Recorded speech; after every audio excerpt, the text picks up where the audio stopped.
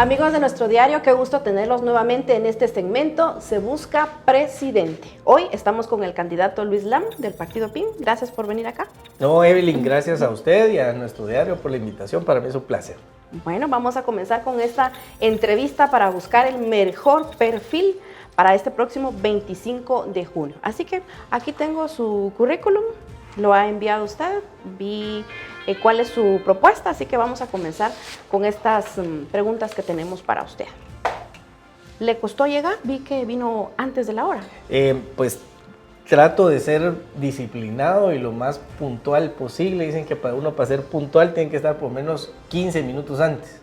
Así que esa es como mi meta siempre en las reuniones y venimos media hora antes. La cumplió entonces. Bueno, ¿cómo se enteró usted de la vacante para presidente? ¿Quién lo propuso? Fíjese que el Partido Integración Nacional PIN nació en el corazón de dos hermanos, Henry y Luis Castillo, 33 y 35 años, que quieren hacer un cambio ellos en la política nacional. Empiezan a construir y a formar un partido político, muy distinto a como normalmente sucede en los partidos políticos que se construyen sobre la base de personas determinadas. En este caso se construye un partido político para ir a buscar quién podría ser un buen candidato. Así que así lo empezaron ellos. Y me hacen la propuesta a mí, viendo parte de mi trayectoria como profesional. Además ellos estaban buscando, como son jóvenes, andaban buscando que fuera un posible candidato que represente un cambio generacional en la política. Así que me hacen la propuesta primero para integrarme y unos meses después me hacen la propuesta de si quiero presentarme como el candidato presidencial. Una decisión difícil para mí porque yo estaba en el cargo de embajador de Guatemala ante las Naciones Unidas. Para mí el puesto diplomático más importante porque es el embajador ante el mundo. Pero tomé el reto porque creo que podemos nosotros tener un mejor país y por esa razón pues acepté la invitación y ahora pues soy postulado a candidato a presidente, el más joven dentro de los candidatos, buscando también a un voto y a un cambio generacional. Creo que la gente en Guatemala está pidiendo pero a gritos un cambio total en este país. Y pues nosotros esa es la opción que estamos presentando con el Partido Integración Nacional PIN. ¿Candidato con quién vive actualmente? Con mi esposa Katy López, y tenemos 3 hijas, tengo gemelas de 9 años y una menor de 7 años. Y en este momento ellas y solo el perro y yo somos los únicos machos de damas en la casa, y ahí son rodeados de mis 3 princesas y con mi esposa. ¿Su casa es propia? En este momento, no. En este momento estamos rentando una casa. Nosotros vivía en Nueva York los últimos 3 años. Y mi idea, y les soy honesto, era tener una carrera diplomática un poco más prolongada. Mi idea era que seguramente estábamos haciendo un buen trabajo y que me iban a trasladar de embajada con el cambio de gobierno o me iban a mantener por el buen trabajo que estábamos haciendo. Y por esa razón decidimos vender la casa. Entonces vendimos nuestra casa y en este momento, al regresar por el colegio donde inscribimos a nuestras hijas, nos tuvimos que trasladar de casa y estamos rentando. Bueno. Veo aquí que se graduó de abogado y notario y tiene estudios en Derecho. Ese es su fuerte, ¿verdad? Sí. Y el área penal. Y como usted ya nos dijo, embajador ante Naciones Unidas. Ahora, cuéntenos cómo surgió su interés por la política.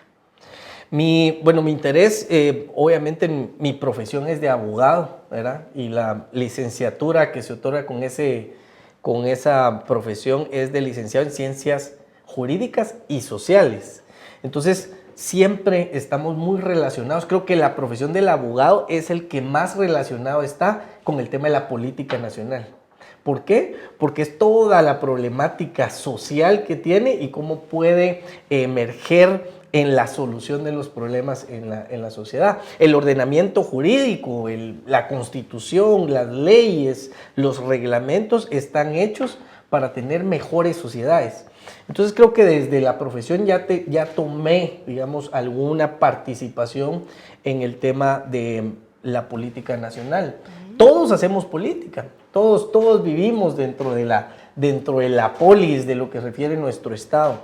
Así que creo que es importante ir construyendo mejores sociedades, pero con mejores aportes a nivel personal, desde lo que uno hace en su entorno familiar, desde lo que uno hace con su profesión, desde los resultados que uno puede tener, es necesario ir construyendo mejores sociedades.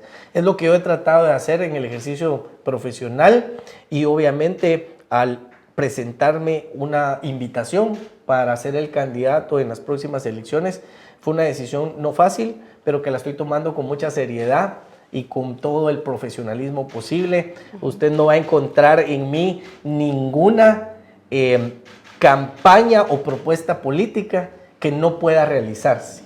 No va a encontrar ninguna propuesta que sea populista. No va a encontrar ninguna propuesta de regalarle cosas a la gente. No necesitamos. Lo que necesita Guatemala es generación de inversión, generación de empleo, generación de fuentes de oportunidades para los guatemaltecos y no que nos estén ofreciendo regalarnos cosas. Vamos a continuar con esta entrevista. Se busca presidente. ¿Trabaja en la actualidad, candidato? Sí, trabajo. Soy el fundador y soy el director de una corporación de abogados, una de las corporaciones de abogados más importantes, me atrevo a decir, en Guatemala. Se llama Corporación de Abogados Jurislex. En el momento somos 10 abogados, nada más de profesionales, especializados cada uno en diferentes ramas. Yo soy el fundador y director general de la corporación. Veo cada una de las acciones que se toman entre la asesoría, desde lo privado hasta lo público, y también litigo. Como abogado llevo casos específicos que los selecciono por la importancia que tienen y también por la labor que representan para mí. Soy un apasionado de la defensa de los derechos legítimos de la persona. El abogado para eso es, o para eso existe como profesional, para abogar por los derechos y la defensa de los ciudadanos y de las personas en general en cualquier problema. ¿Algún caso que nos pueda dar de ejemplo de estos que litigan? Sí, fíjese, Evelyn, que este año yo decidí tomar el caso de la muerte de Génesis Ixcajoc, que fue una niña de 7 años que en Ciudad Peronia fue secuestrada, fue violada sexualmente y fue asesinada. Y ese caso me tocó mucho el corazón. ¿Por qué? Porque yo tengo una hija de esa edad. Y yo dije, si esta niña hubiera sido mi hija, ¿qué haría yo realmente como papá? Esta es una familia de muy escasos recursos económicos y lastimosamente la justicia no es pronta y no es rápida para la gente de escasos recursos en este país. Así que yo decidí, por lo que el caso representa, tomar el caso y litigarlo yo de manera personal. Representando a la familia. Representando a la familia en contra de los perpetradores de este atroz crimen. Y estoy dispuesto a llevar este caso a las últimas consecuencias y a pedir las penas más drásticas en contra de los perpetradores irresponsables. Si esto es posible en relación a la pena de muerte, estoy dispuesto a hacerlo. Realmente son las cosas que me motivan, el llevar justicia a las personas, y por eso le pongo, por ejemplo, este caso, ¿verdad?, que estamos llevando de manera muy importante. Le quiero contar que es parte de los casos que llevamos ad honorem como trabajo social dentro de la Corporación de Abogados, no cobrando ningún tipo de honorario por el servicio. He llevado casos importantes a nivel nacional como estos también ad honorem. El caso, yo no sé si usted recuerda, hace unos años un niño que murió en el colegio Liceo Javier, en la piscina del Liceo Javier. Sí, lo recordamos. También es una familia en ese momento de escasos recursos que trágicamente muere este niño. Ese caso es uno de los casos que yo también tomé en el ejercicio de mi profesión para traer justicia a una familia ante la pérdida de un hijo. Me tocan mucho los casos como sentimiento, los casos que afectan directamente a la niñez de nuestro país. Y estoy dispuesto a no solo aportar como abogado, sino que en caso fuera presidente, ese es un pilar importante en la defensa de los niños de este país. Vamos a continuar con la entrevista entonces. ¿Cómo considera que es su carácter? Pues me considero una persona, es un poco complicado a veces autodefinirse uno, sin embargo, creo que es importante el tema de la disciplina. Me considero una persona muy disciplinada que trata de establecer una estrategia para lograr los objetivos que quiere uno realizar en la vida.